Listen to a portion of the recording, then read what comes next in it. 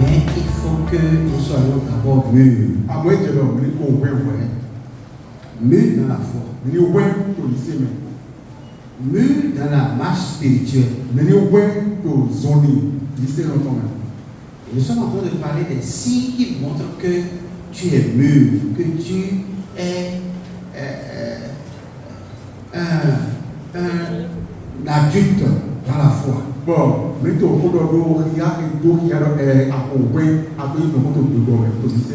Gloire à Dieu. Alléluia. Nous avions annoncé avant de commencer par énumérer les signes que le prophète Jérémie a démontré que on grandit par trois axes principaux.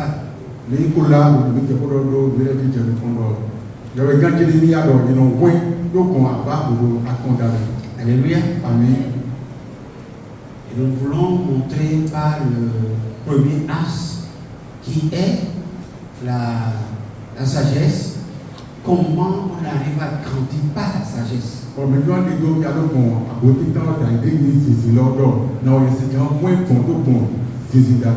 Alléluia. Amen. Ce soir, je vais évoluer dans les différents signes qui démontrent que nous sommes mûrs. Amen. Amen. C'est tout de suite. Ok? Voilà. Quand même, c'est à la suite de ce qu'on avait dit hier.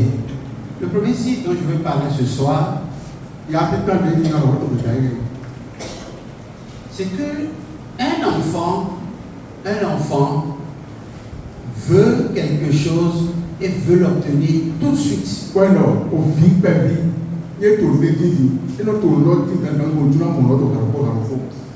Et s'il n'a pas la chose, il le manifeste par une colère violente. Nous sommes d'accord? Vous êtes d'accord? Oui. Vous n'êtes pas obligé de dire oui. Gloire à Dieu. Alléluia. Un enfant, naturellement, quand il veut quelque chose et qu'il ne l'a pas, ou bien ses parents sont incapables de lui accorder la chose, il manifeste son désaccord par une colère violente. Amen. Amen. Mais le contraire de l'enfant, c'est l'homme adulte. Alléluia. Amen. Est-ce que lui-même, quand il a un désir, il a une envie d'avoir quelque chose qu'il n'a pas sur le champ, il va se manifester comme un enfant? Hein?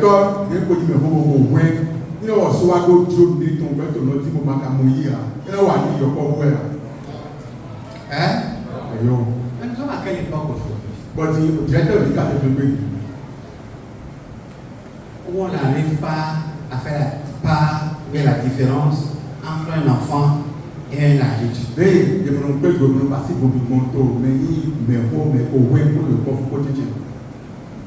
Pour tout le monde, quand quelqu'un, quelque chose, on a envie de quelque chose, on se manifeste de la même manière. Il n'y a pas de différence. Tout le monde se manifeste de la même manière.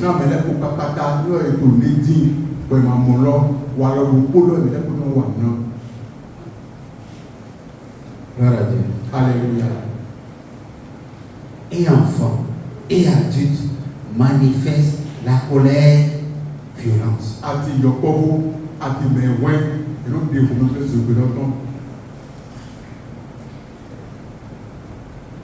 Amen. Amen. Il arrive parfois même certains adultes, pendant qu'ils n'ont pas ce qu'ils veulent sur le champ, il faut chercher en toi-même les manières, les inspirations qu'il faut pour le ramener à la vie. Non, je ne veux pas, non, on ne peut pas me dire ça, on ne peut pas me parler comme ça, on ne peut pas. Et puis tu regardes, tu vois que celui qui dit ça, n'est pas un enfant. Et nous va job, mais les connus, mais vous des faux points, et tout le monde m'a dit, et nous va pas, nous te mettons les jeunes pour aider, mais on va les les cadeaux qu'on va y faire. Donc, il y a et je vais le yo, bon, avec le yo, quand je me dis, il va se garder mon homme, il va garder mon homme, je me dis. Alléluia. Est-ce qu'il y a des gens qui se comportent comme ça? Mais là, c'est pour nous, nous, moi, là. Ouais, les gens qui ne veulent pas parler ce soir. Vous vous retrouvez dans le cas. Mais il m'a dit que vous dites, moi, quand on lève le point.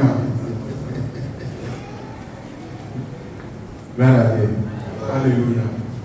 Ça doit changer et ça va changer. Nous, mon coton, nous avons dit, Proverbe chapitre 13.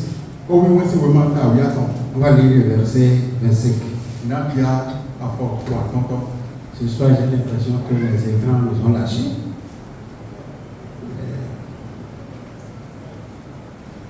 Qui a trouvé? Je veux surtout la parole, le français courant ou parole vivante.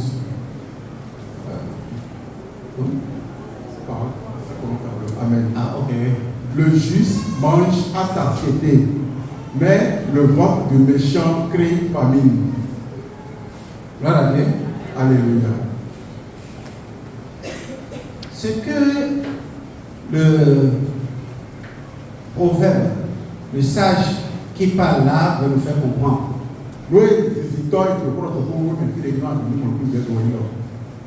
Il appelle le juste l'homme mature.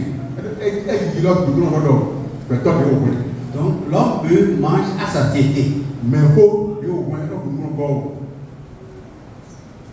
Alléluia. Amen. C'est une manière de parler. Il parle en proverbe. Il dit l'homme mûr. C'est quelqu'un qui mange à satiété. C'est pas qu'il est rassasié. Il n'est pas rassasié.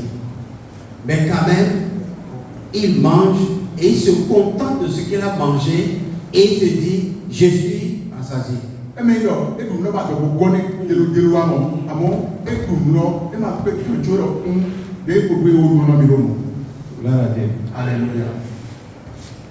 Je me rappelle, non, ok, laisse ça au tableau comme ça. Je me rappelle d'une expression de ma mère.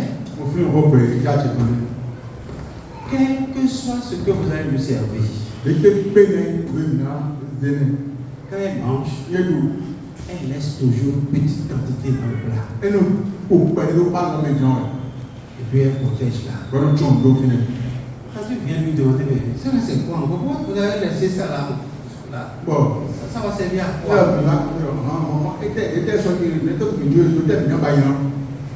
Elle répond, j'ai porté réserve. Amen. Amen. Et nous donnons que vino nous beaucoup. Avant vino est mis l'air. Et nous disons pas l'heure.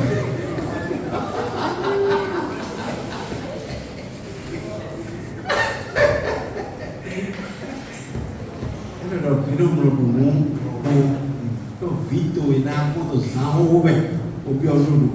Avec un tour et dîner, un zéro pour venir pour servir. Gloire à Dieu. Alléluia. Mon bureau est dans le manuel.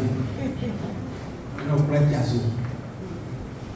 Nous disons, il y a quoi? Ça ne va pas d'eau.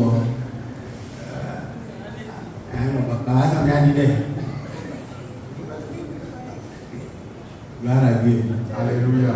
Le juste mange à sa tête. Donc non, Le peu là, il se contente de ça.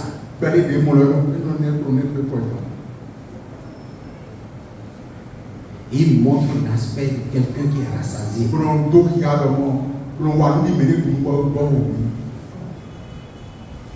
C'est pas qu'il est rassasié. Alléluia. Il est que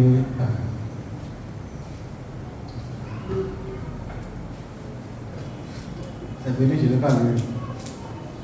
Ah, ok. C'est un clignotant, c'est pas un écran.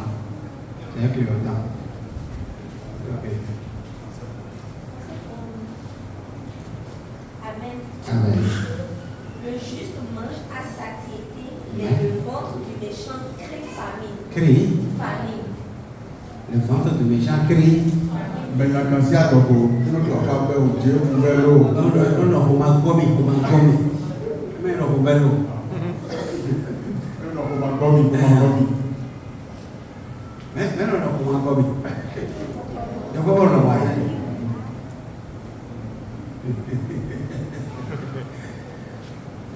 Le pauvre, et Kabul. Mais le mal de Bobé, et Boundi, mais des boulots, le juste même n'est pas rassasié, mais il se contente. Gloire à Dieu. Alléluia. C'est ça l'homme adulte. Moi, C'est ça l'homme mature. Moi, mais pour moi, L'homme mature, mais quand il veut quelque chose, mais toi, tu es au point, et tu es dit, qu'il n'a pas la chose, vraiment mon œil, il se contente de ce qu'il a. et nous là, et que l'on peut toi de nouveau. Et si beaucoup de personnes ont compris cette pensée-là, cette manière de comprendre la vie, ils n'allaient pas aller vers les prêts et s'embourber dans des prêts non de Mais souvent, comme on dit, nous, on peut et on m'a dit, et là, pour vous, on a un peu. Il faut se contenter. Il faut s'habituer au contentement. Alléluia. Amen. Dieu, quand il veut nous bénir, il nous fait passer par ces étapes-là d'abord. Pour voir si tu as maîtrisé la notion de contentement.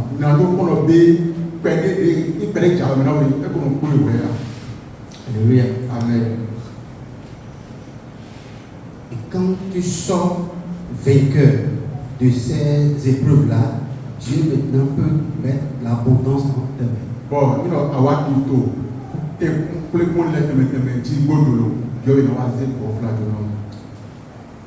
Dans Proverbes chapitre 15, vous en lisez le verset 15. Ce soir-là, je veux surtout le français pour. Amen. Oui. Proverbe 15, verset 15. Oui. Le malheureux vit sans cesse dans la peine. L'homme heureux vit dans une fête continuelle. Gloire à Dieu. Alléluia. On n'a pas dit l'homme riche. On a dit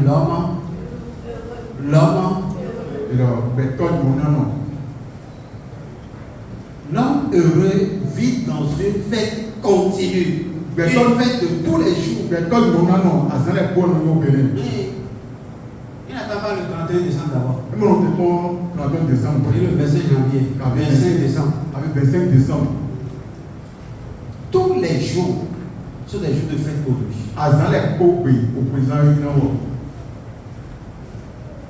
Parce qu'il arrive à se contenter du peu qu'il trouve. Avec le peu là, il arrive à arranger tout ce qui est besoin immédiat, tout ça là, il arrive à les arranger et puis s'en sort. La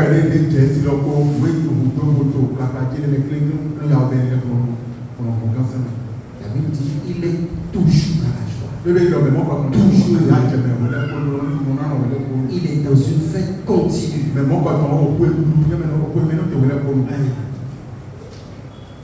Même s'il n'a pas ce qu'il attend, même s'il n'a pas ce qu'il veut, il essaie de prendre le peu là pour en faire une fête.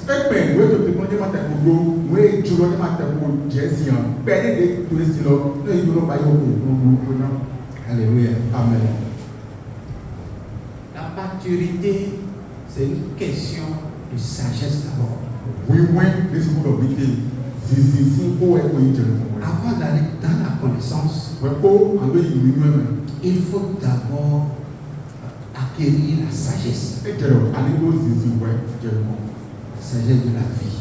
Et la sagesse cachée dans les Écritures. Ce que je remarque souvent, c'est que les chrétiens, ils grandissent sans la sagesse. Ils lycée nous les et nous on voit pour nous comprendre ici. Amen. Amen. Ils grandissent, mais ils n'ont pas la sagesse. Et nous on voit après nous comprendre ici. Et vous, À mon mieux ne grandissez pas en dehors de la sagesse. mais ma ouais tout ici mais Grandissez dans la sagesse. à mon mieux ouais tout ici mais. Amen. Amen. L'homme qui a la sagesse, quand il parle, quand il agit, on sent, même le sage qui observe, qui voit ses déplacements, reconnaît qu'il est sage. Beto de ko wen ko sisi ye to fodo ye to muwa ye to ko ma to wa fo le bele e pe beto de sisi to ko to ke ta si ko ko mais le ko mi wa na dali ko sisi. Alléluia. Amen. Proverbe 30, verset 8, 9. O we wen ta ton afo champion de chini to. Amen. Amen.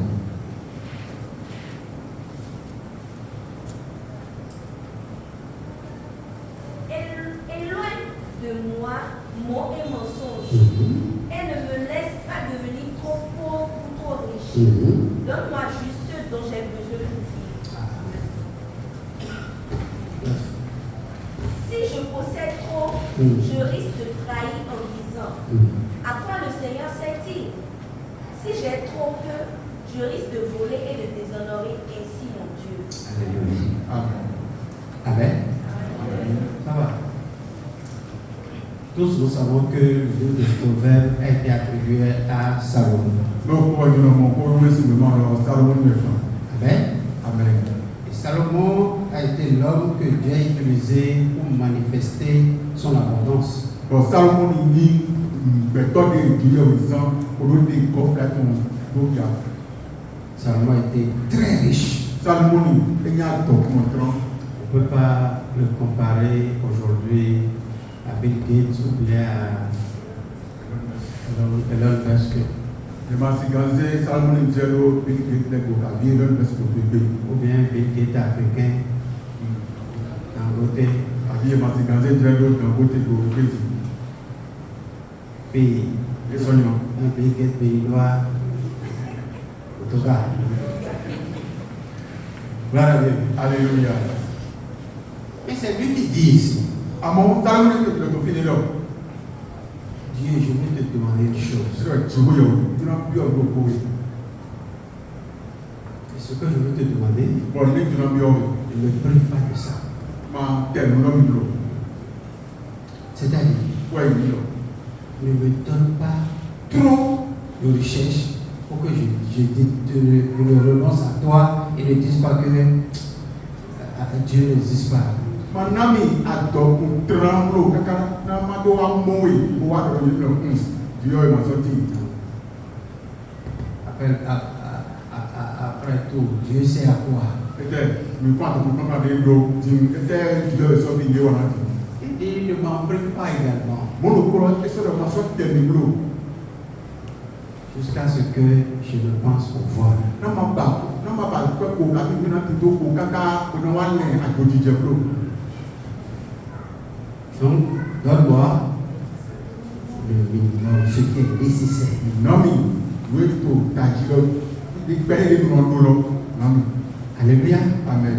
Quand Jésus était sur la terre, Vous me dites sur toi, il va dire, nous avons compris qu'il n'était ni pauvre ni riche. il m'a dit, vraiment, et m'a dit, mais toi, on va se dire à toi, mon temps,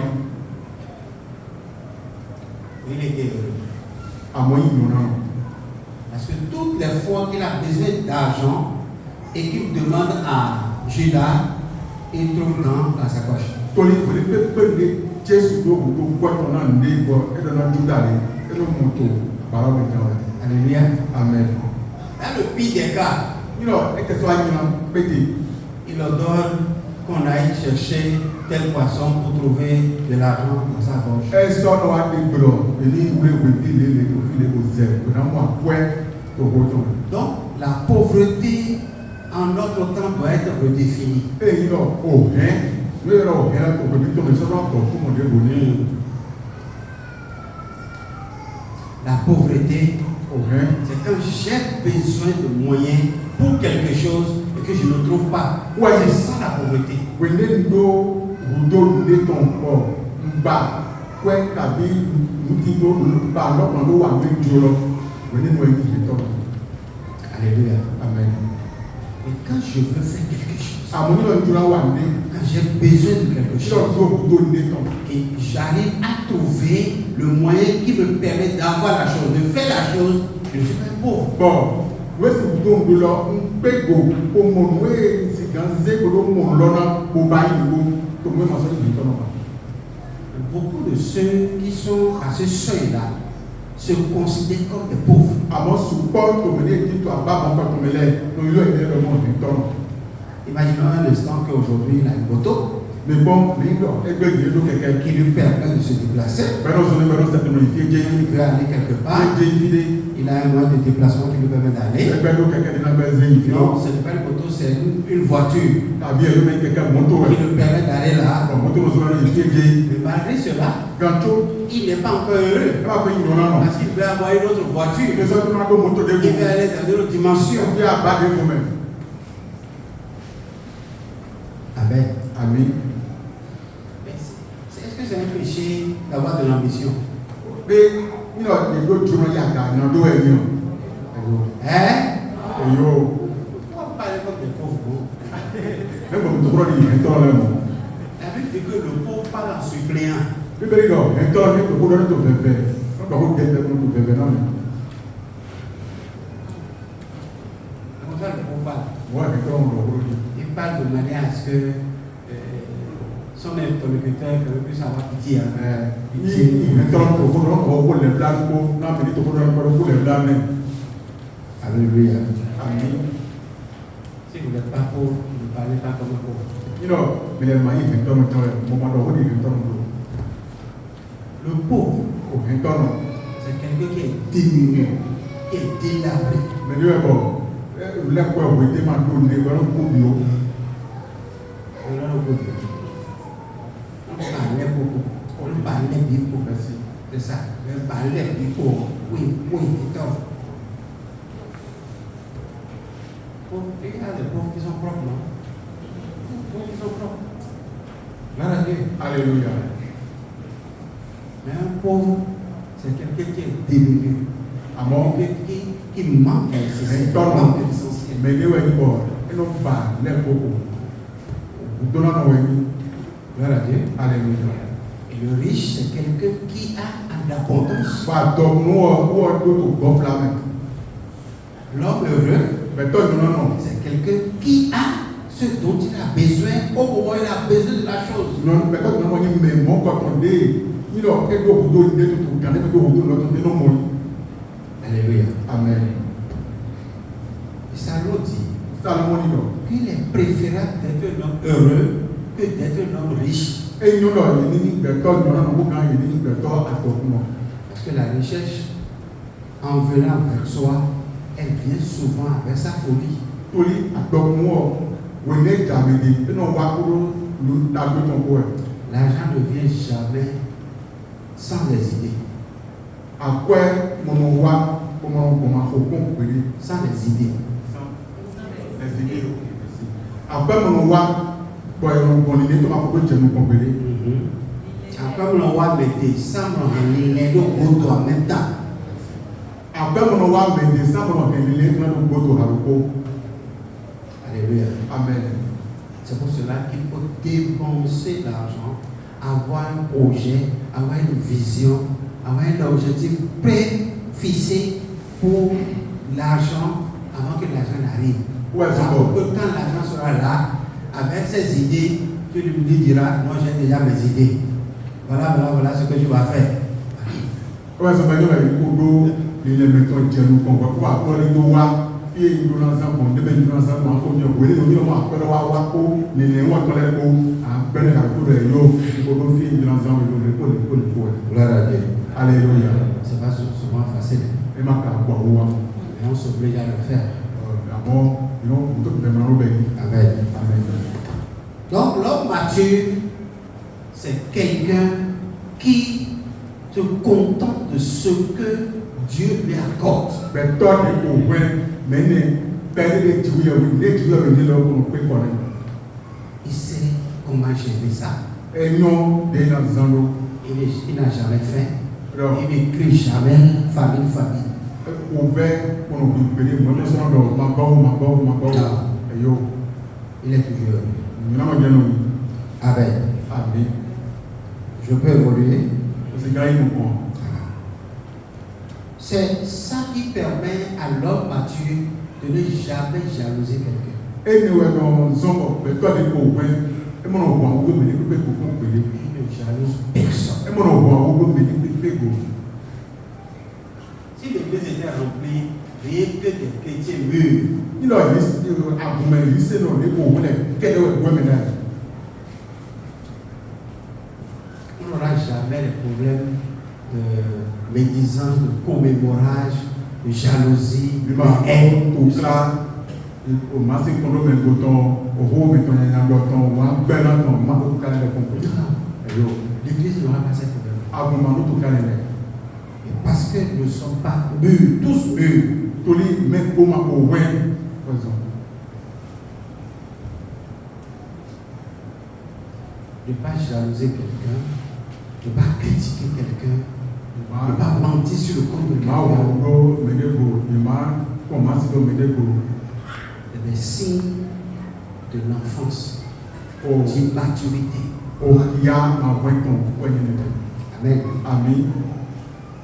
Et même quand on critique un mur, on jalouse un mur,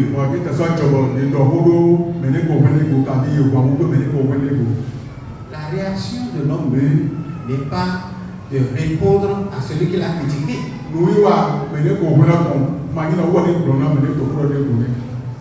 Gloire à Dieu. Alléluia.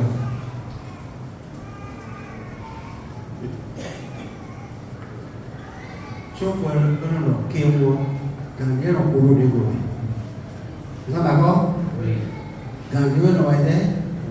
C'est quand deux faits se croisent que ça produit un son.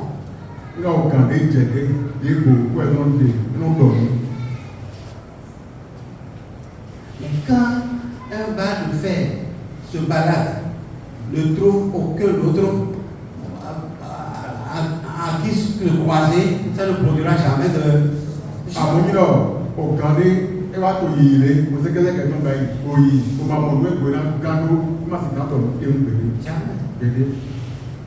Donc ça veut dire que si entre les deux protagonistes, l'homme mûr reste mûr, manifeste la maturité, et l'autre critique qui ne répond pas, ça n'aura jamais de conflit.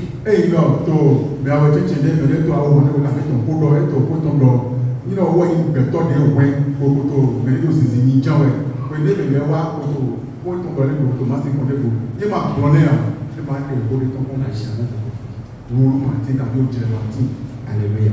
Amen. Dans une situation conflictuelle, il y a toujours un mur et un homme mûr.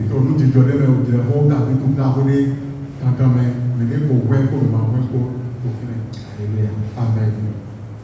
Vous allez comprendre souvent que quand Jésus intervient dans un conflit, il charge le mur de toute la responsabilité, de toutes les conséquences de ce qui s'est passé. Parce que lui, il est censé normalement s'endosser, supporter tout ce qu'il appelle comme étant agression à sa personne. Il laisse l'homme.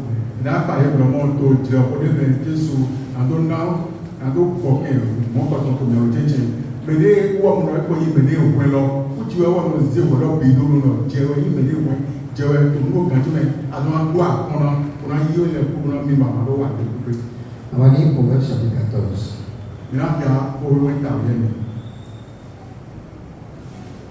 Chapitre 14, verset 30.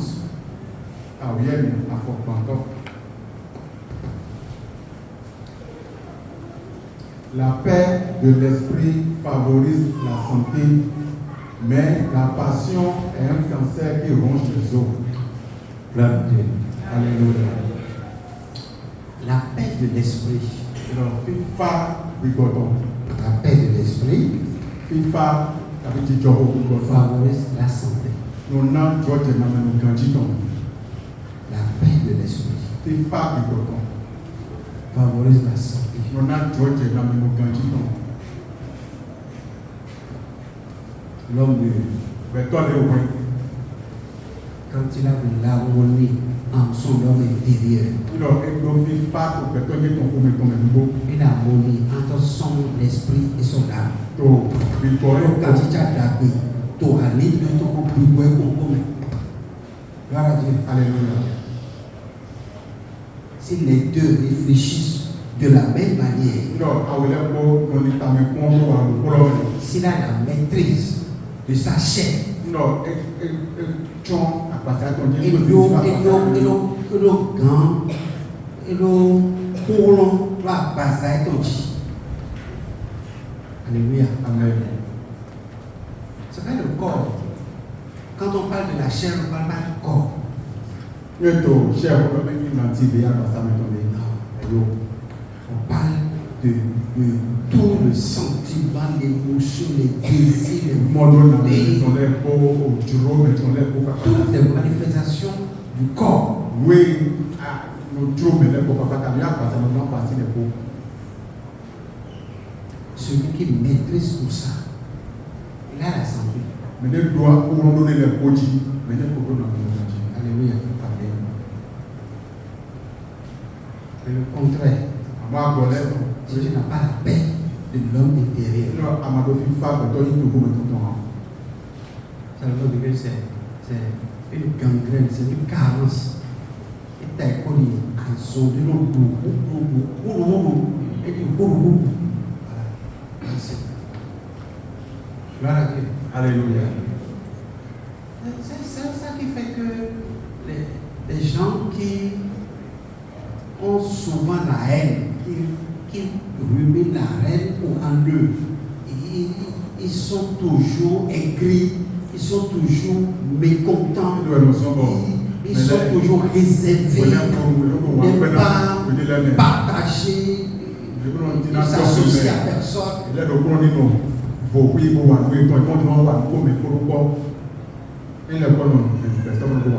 gens comme ça sont malades. Mais mon bâton est, Alléluia. Amen. La vraie vie même, c'est la vie en communauté. C'est la vie en communauté. Et Dieu veut permettre à son peuple, ceux qu'il a rachetés à un grand prix au prix de son sang, soit une communauté, c'est-à-dire soit une famille,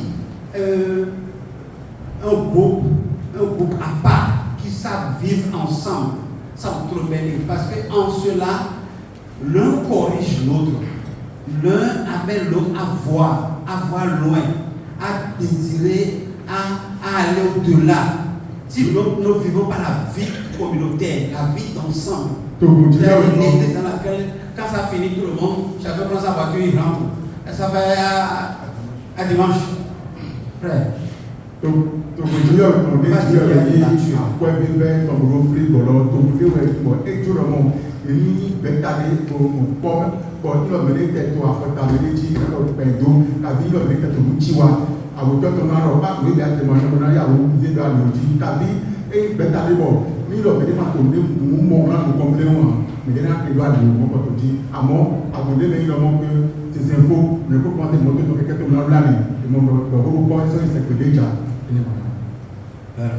Alléluia.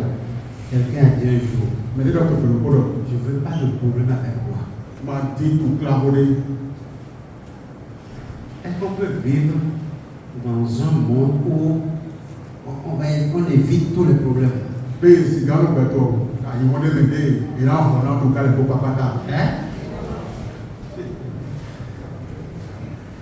Là, papa dit beaucoup.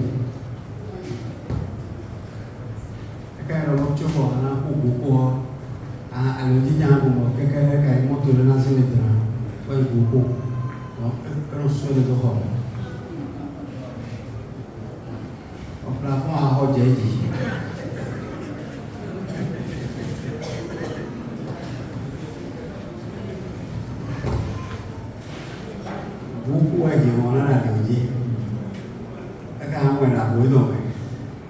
Alléluia. On n'évite pas les problèmes du monde. Mais on les affronte. Et on les défie. La sagesse a pour rôle, pour devoir de te rendre capable de faire face aux défis de la vie et de la relever.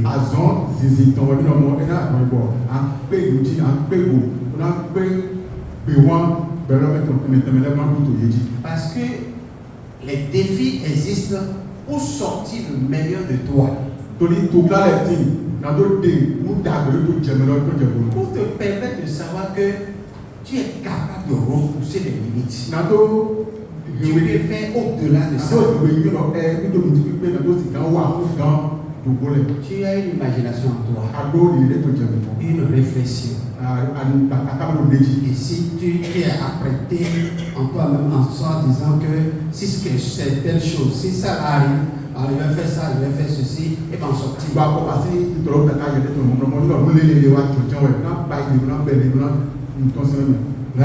Alléluia. Mais il faut que la chose arrive d'abord. Un monsieur a dit un jour, et je ne savais pas que je pouvais sauter un mur de 2,50 m.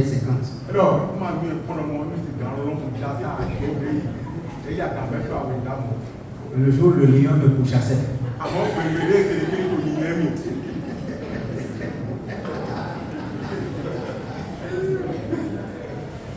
dit, mais vraiment, je suis un grand sauteur.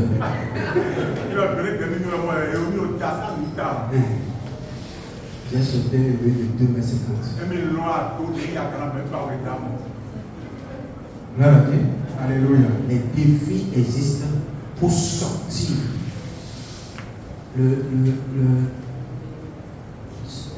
la capacité énorme qui est cachée en vous.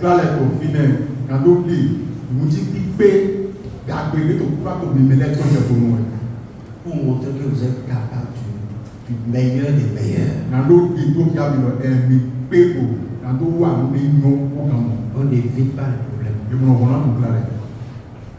Alléluia. On ne provoque pas les problèmes. Mais tout ce qui viendra à toi, ton Dieu, te préparera pour tout cela. Amen. Amen. Nous sommes des hommes créés à l'image de Dieu. Et en nous, il y a le divin. Il y a le divin. À cause de ce divin qui est en nous, nous pouvons rire de tous les obstacles. Alléluia. Amen. Le pire, je l'ai dit la dernière fois, que l'homme, il est la créature la plus capable de s'adapter à tout milieu. Quel que soit l'endroit.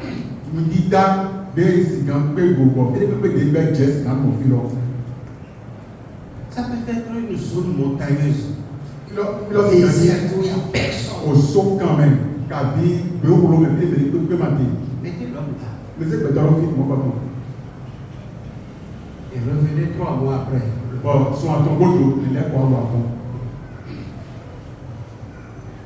L'endroit n'avait pas d'abri. Il va se construire l'abri là. Il n'y a pas de l'eau dans les environs. Mais il va têcher les éveils, creuser un canal et se chercher, trouver de l'eau.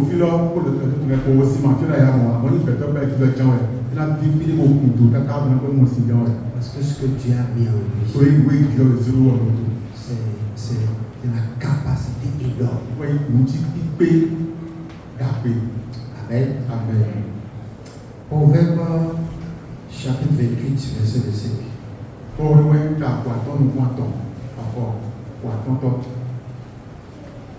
Amen. Un homme habite provoque des querelles.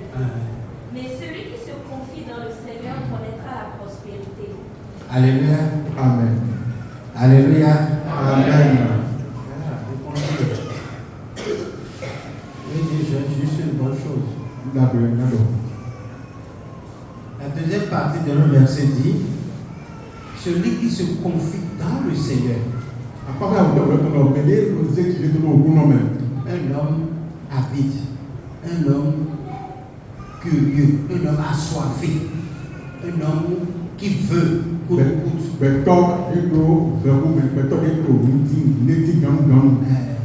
Il obtient en massacrant et en pétinant les autres.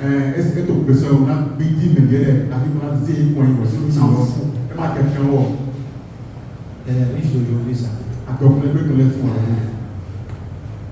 Alléluia. Amen. Ils sont prêts à pétiner les gens pour aller obtenir ce qu'ils veulent. Mais celui qui se confie en l'Éternel, il connaîtra la prospérité.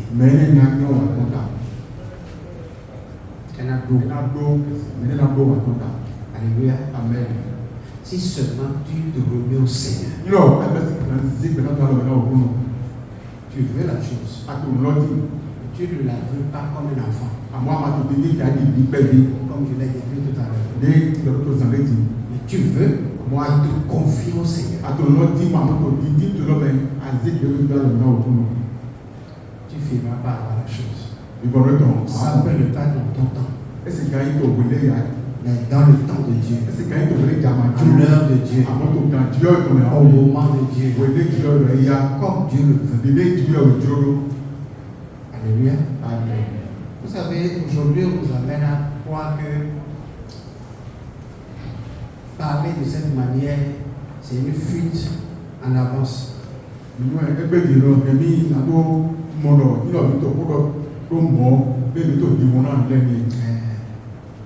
Et qu'il faut attendre le temps de Dieu, il faut attendre le moment de Dieu, il faut attendre la manière de Dieu. C'est comme si nous sommes en train de fuir. Mais nous sommes des enfants de Dieu. Amen. Et si nous comparons notre appartenance à Dieu à aujourd'hui, notre appartenance à nos parents,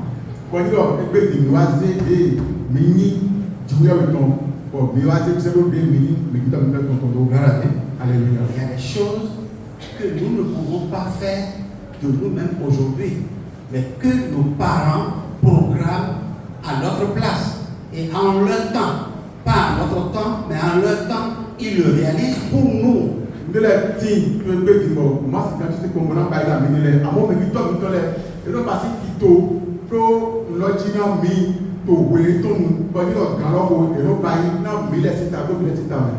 Alléluia. Amen. Je vais évoluer pour dire être adulte, c'est accepter les frustrations de la vie.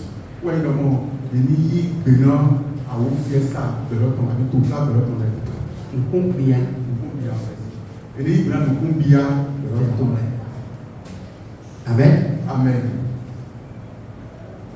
Aujourd'hui, ce qui importe le plus et qui nous fait croire que c'est ça qui montre que tu es grand, tu es adulte, c'est avoir l'argent.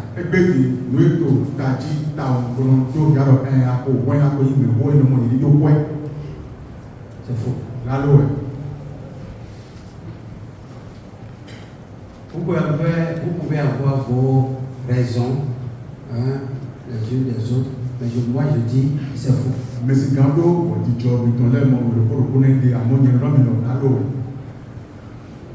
J'ai appris des gens dire que si vous n'avez pas d'argent, en famille, vous n'aurez pas la parole. Si vous avez l'argent, sans vous, on ne peut pas décider.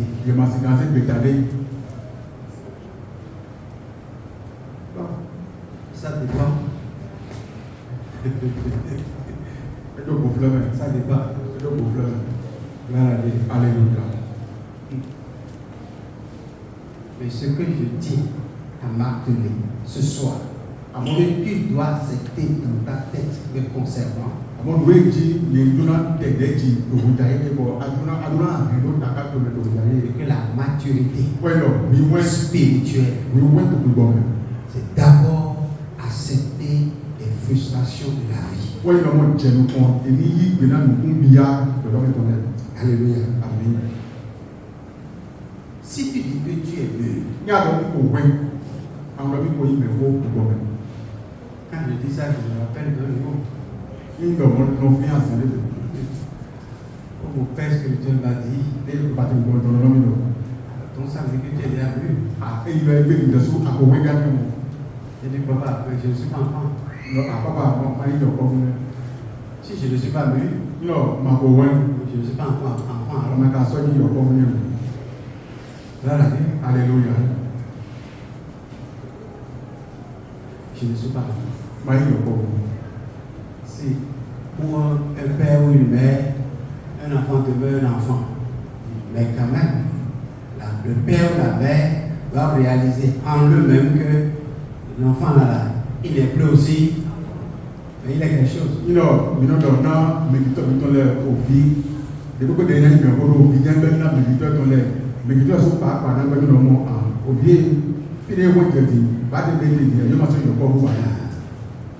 Alléluia. Amen.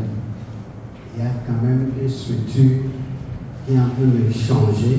Il y a un cycle qui est en train de changer dans sa vie.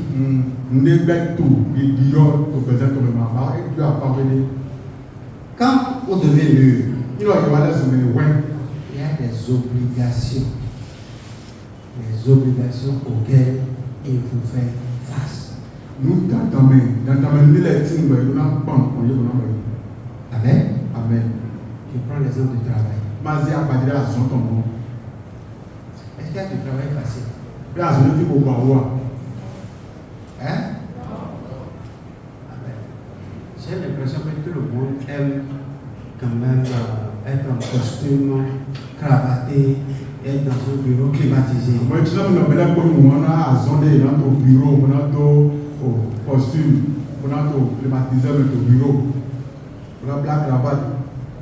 C'est-à-dire comme si ça là, c'est un travail facile.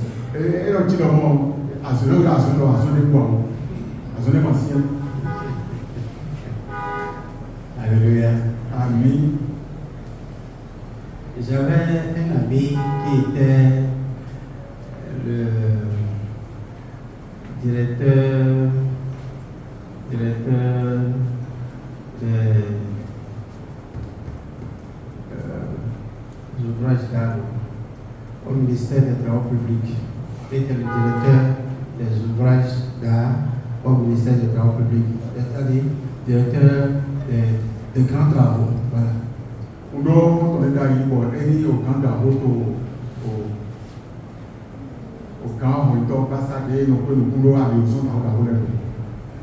Amen. Amen. Quand tu rentres dans son bureau, c'est un grand bureau. Dans les grands bureaux, il y a le bureau du travail et puis il y a le meuble quelque part. Et puis il y a aussi une salle de repos où il peut aller se reposer. Et puis il y a la douche aussi là.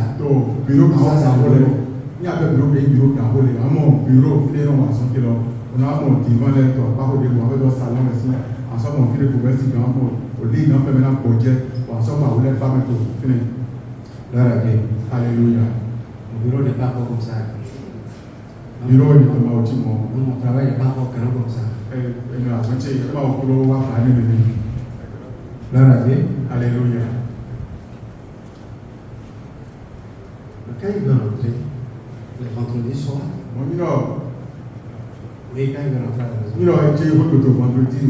d'abord, il va au bureau tous les jours, du lundi au vendredi à 6 heures.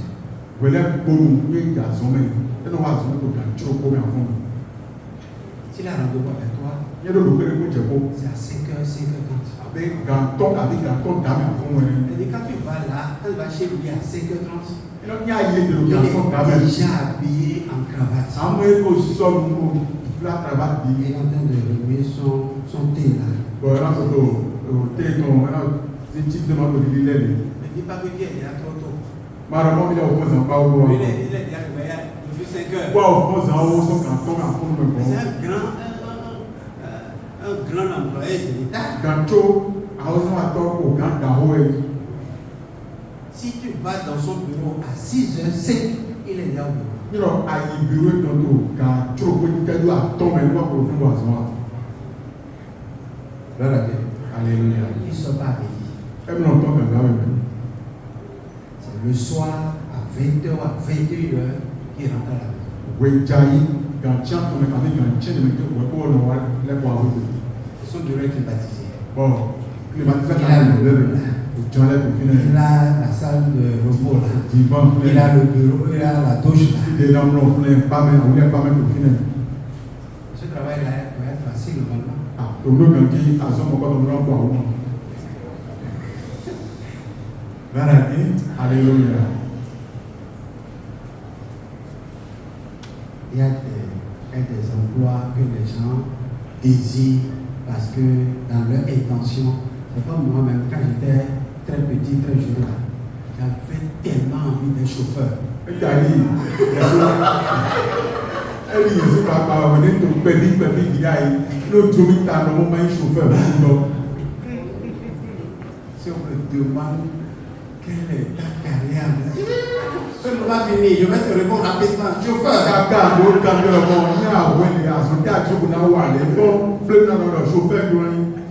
Parce que pour moi, ils sont toujours assis. À la voiture.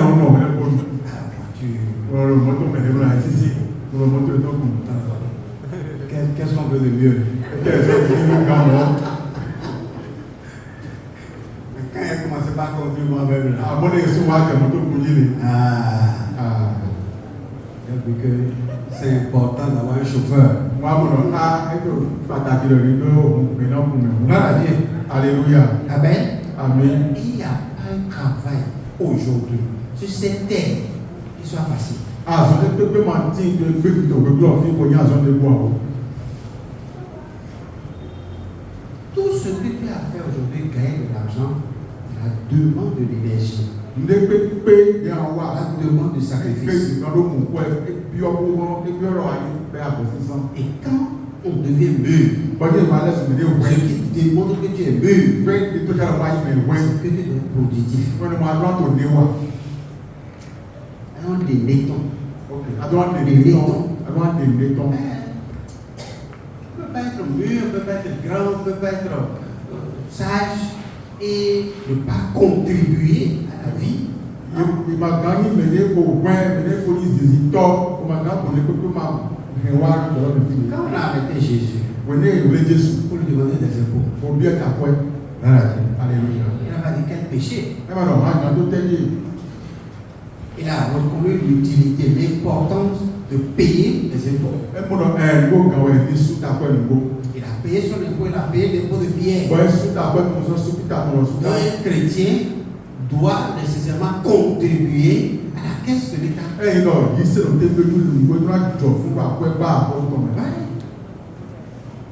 Amen. Amen. Il y a des gens ici qui ne paient pas les tasses. Et ils fuient. Alors que vous avez des entreprises. Payez les tasses aussi. Vous payez l'offrande, il faut payer les tasses. Mais là, tu te fais bon. Il y a un impôt, il y a un tasse, mais il y a un cadeau à ce que tu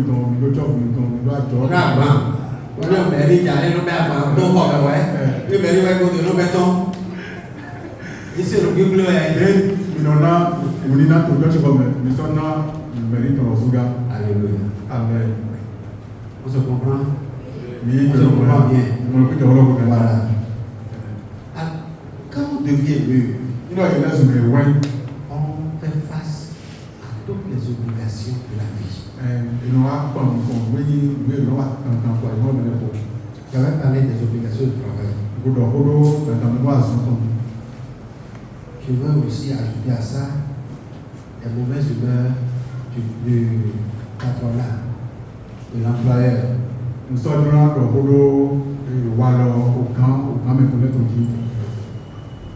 Quand le patron est dans une mauvaise humeur, Aucun, mettons, Il déverse toute sa colère sur toi.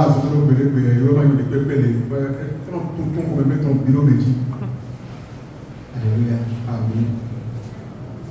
Tu n'es pas le responsable de sa colère, de sa frustration, tout ça, mais néanmoins,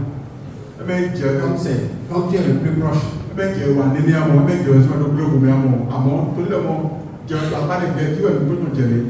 il va devenir ça sur toi. Amen. Tu n'as pas de loi à dire.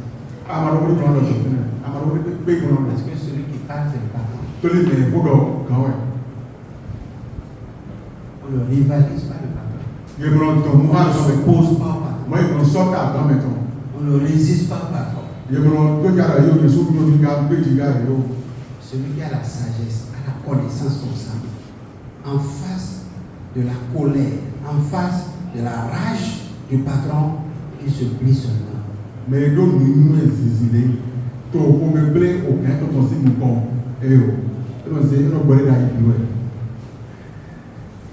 L'entreprise qui est en train de faire la loi devant ma maison, il y a une femme aussi parmi les employés là. Et je crois que c'est un patron qui est en train de lui faire des reproches par rapport à ce qu'elle a fait. Eh bien, elle a réagi violemment. Non, personne ne me dit ça. On ne me dit jamais ça. On ne me suit pas. Moi, non, ne me suit pas. Je l'ai regardé. Moi, la manière dont il a regardé là, je sais que demain là, je ne la verrai plus.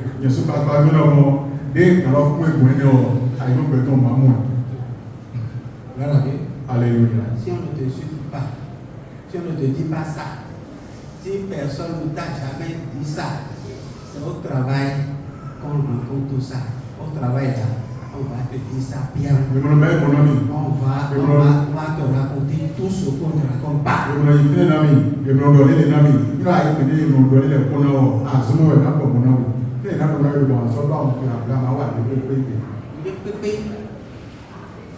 On va aller.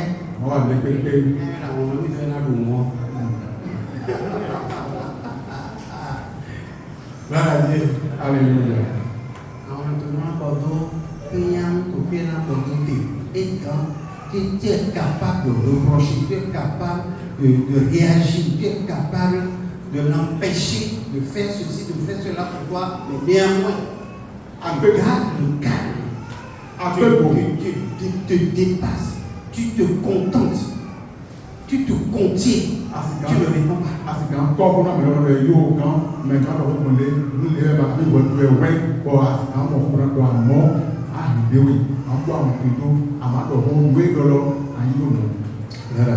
Alléluia.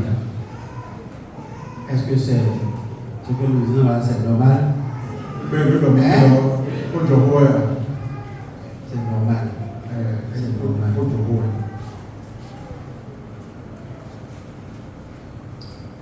Même devant les collègues de service, au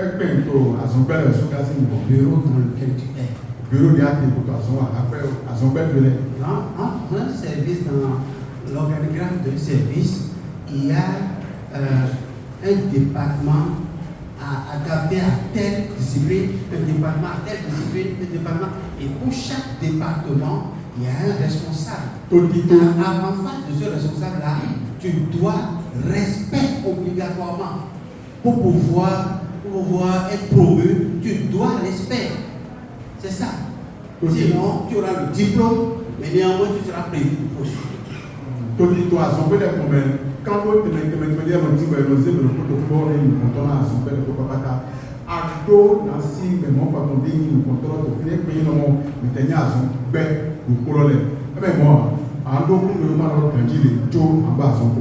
Alléluia. Amen.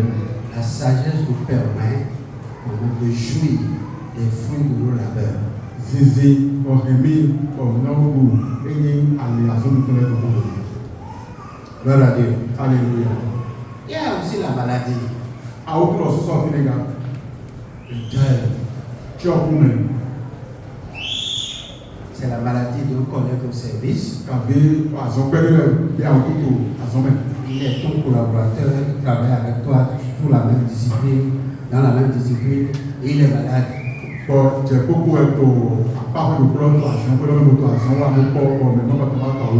montrer que tu es mûr. Alléluia. Tu dois compartir la douleur de ce collègue qui est fauché, qui est malade, qui n'est pas présent.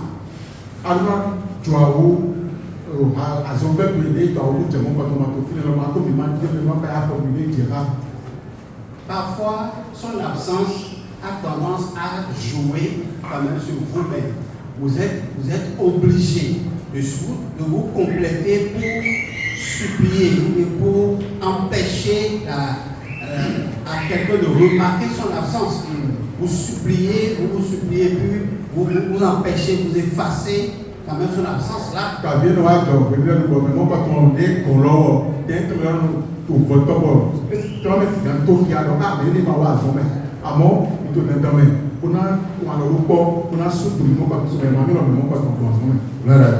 Alléluia. Agir comme ça. Ne fais pas tout pour montrer que telle personne avec nous là est nulle, est mauvaise. Il ne sert à rien.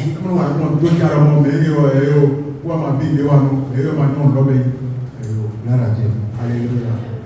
Il y a des gens, il y a des employés qui sont des employés plaintifs.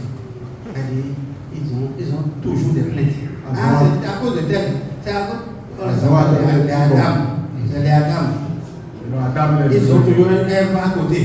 Avant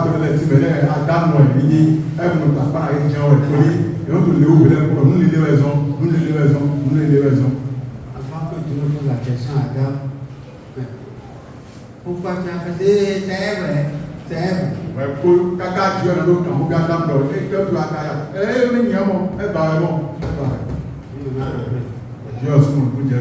voulait poser la question à Ève.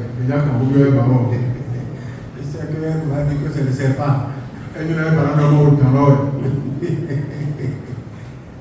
Gloire à Dieu.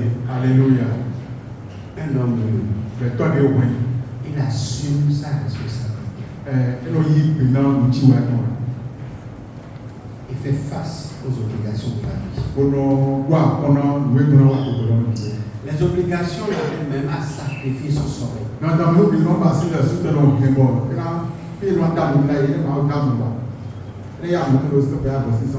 Dieu. Alléluia. Il y a des hauts fonctionnaires, quand vous entendez leur salaire, vous allez tiquer. Il gagne ça, on gagne ici. Il me dit, ils sont pas les quoi, ils sont pas les liés. Il y a un ami à vivre fou. Bon, bien, Dieu, il y a une boucle dans la haute école. Mais des gens, c'est des gens qui n'ont pas de week-end aussi. Ah bon, mais il est bon, il est au week-end. Quand ils sortent du bureau, il est dans son bureau. tu vois le dossier qui sort du bureau, la montagne de dossiers qui sort du bureau, il doit ramener ça lundi. Il me mord. Au dossier, on va aller dans son bureau. On a une voiture pour le coup, on a une voiture pour lundi. Vous n'avez jamais désiré ce poste. Mais maintenant, est-ce que vous savez qu'il y a des directeurs qui ont encore des bureaux à la maison dans lesquels ils ont engagé des gens pour travailler? Directeur, quand il est dit, pour aller au bureau, il doit assumer quand tout, et ça, au bureau, tout le monde y venir pour le Alléluia. Quand il amène les dossiers du bureau, il y a un dossier dans son bureau. Il est confié aux employés de la maison. Et on se dit, voilà, il traite tout ça. Le lundi, il les ramène pour les valider au bureau. Il ne peut même pas lire. Gloire à Dieu. Alléluia. Tout ça, c'est la sagesse. Alléluia. Tu peux évoluer. Vous avez l'impression de quelqu'un qui est somnolent. Ça peut somnoler pas. Vous me suivez? Ok, je vais évoluer. Parce que moi-même là, je ne voulais pas m'arrêter là. Donc, à cause des des obligations de la vie de l'homme mature, il est capable, ces obligations l'amènent même à sacrifier son sommeil et sa nourriture. Toli nous pàtàkì de yi dandan mɛ nu de gbɛtɔ de ko wɛn nu n'awọn akɔtɔrɔ mɛ utu lɛ o eno hɛbɔ eno si amulɛtɔ no bɛ abɔ sisan ɛkpɛ nuku nu ɔsi mo bu. Alléluia. Amen. Amen. Nous devons nous avons besoin de vous la fonte. Donc là, nous avons marqué nous sommes maintenant. Les catimbo. Et nous avons les autres les. Gloire à Dieu. Alléluia.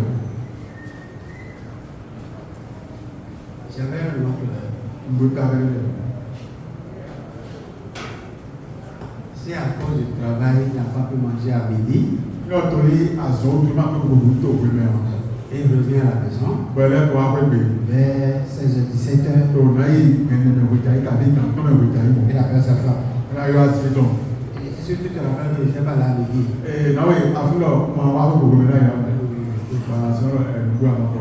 Ok. Attends, bah, maintenant, on va passer maintenant là. Gloire à Dieu. Alléluia. Un homme ne dit pas ça. Un homme ne dit pas ça. D'abord, à cause des obligations de la vie, son ventre est déjà rétréci.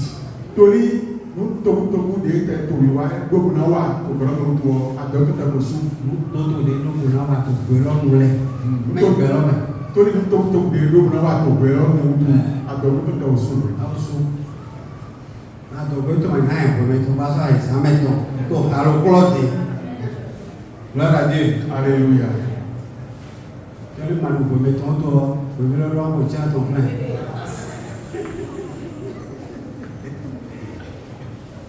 Alléluia. Amen. Si tu fais comme ça, tu agis comme ça, tu serais comme un enfant. You know, Amen. Amen. Les obligations amènent l'homme à sacrifier ses exigences, sa nourriture, son sommeil, tout ce qui est important pour l'homme naturel, il les sacrifie.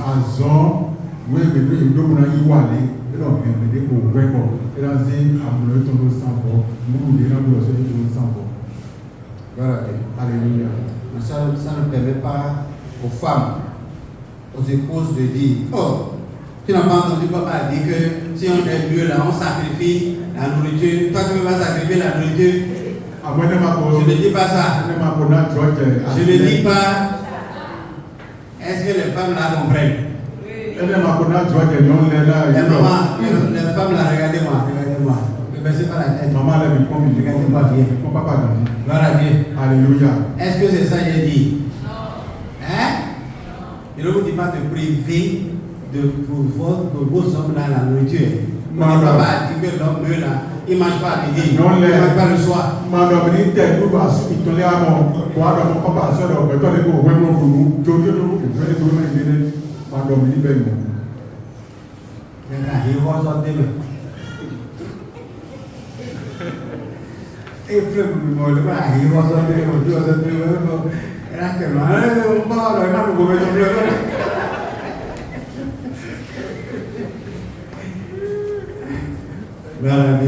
Alléluia. La vie c'est un plaisir. Quand Dieu vous met ensemble, c'est pour le plaisir. Faites-vous mutuellement plaisir. Gloire à Dieu. Alléluia. J'aime quand les foyers sont heureux. Quand ils sont dans la joie. Quand le foyer est heureux, l'église est heureuse. Quand l'église est heureuse, la nation aussi est heureuse.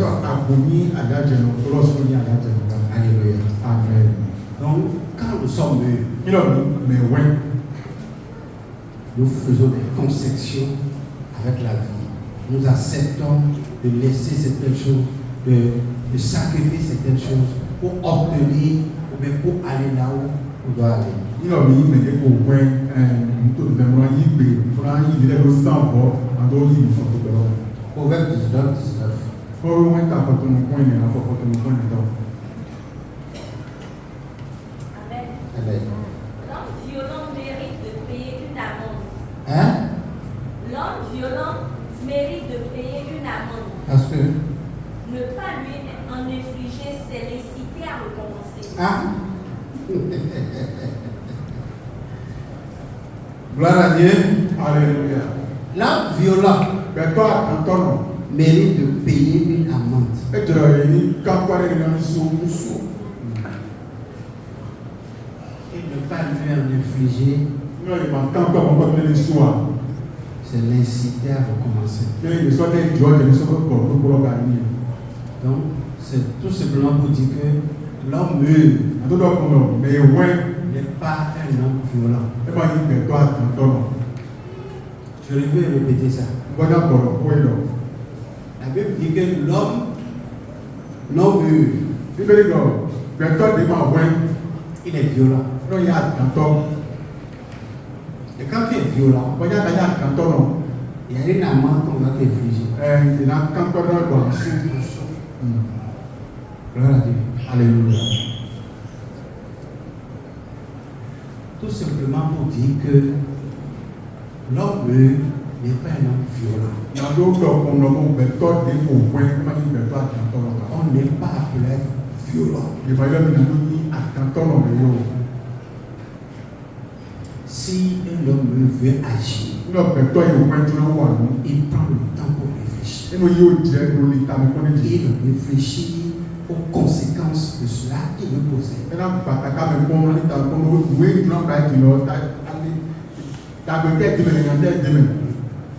Alléluia. Amen.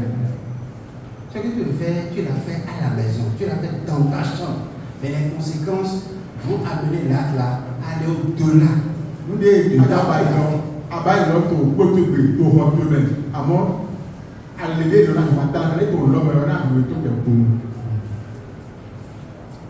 Un homme meurt n'est pas un homme violent.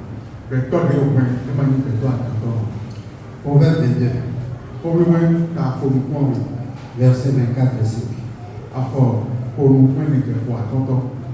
Amen. Amen. Ne te lie pas à quelqu'un d'irritable et fuis la compagnie de l'homme agressif. Sinon, tu te mettras à imiter leur comportement et tu seras pris dans un engrenage fatal. Alléluia. Amen. Fuis l'homme qui est violent. Sinon, tu ne feras pas l'imiter et le ressembler.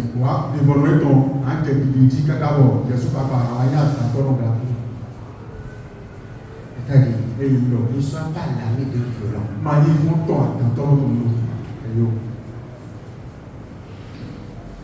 On nous a appris en Proverbe 19 que le violent, c'est quelqu'un qui doit être imputé d'amende et il faut les citer à payer.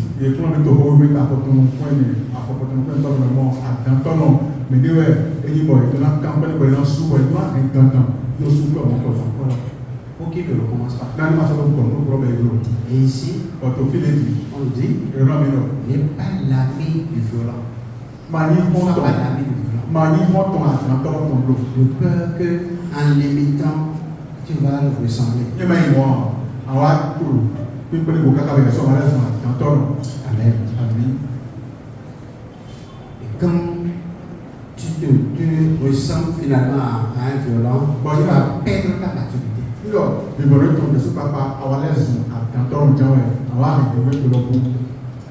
Que le Seigneur te bénisse. C'est là, je vais m'arrêter. Amen. Parce qu'il y a d'autres obligations, je ne vais pas les aborder ce soir. Les obligations liées à la maturité de l'homme. Nous allons avoir avancer le mardi prochain. Maintenant, il nous compte mettre au mardi les diamants. Et ce soir, je vais vous demander si vous avez noté des aspects que vous n'avez pas maîtrisés ou des aspects sur lesquels vous voulez avoir plus d'éclaircissement avec vos questions.